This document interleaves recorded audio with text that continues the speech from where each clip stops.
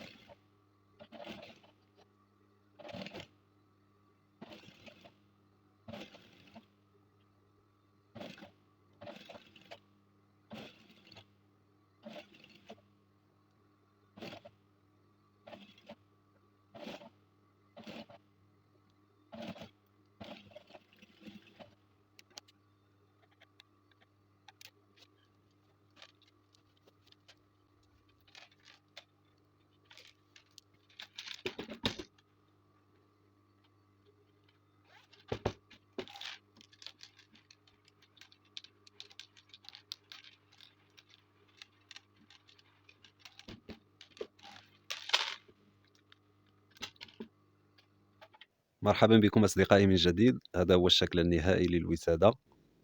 نتمنى أن تنال إعجابكم وأن تكونوا قد استمتعتم معنا في هذا الفيديو، ونضرب لكم موعدا في فيديو جديد إن شاء الله. تحية للجميع وإلى اللقاء.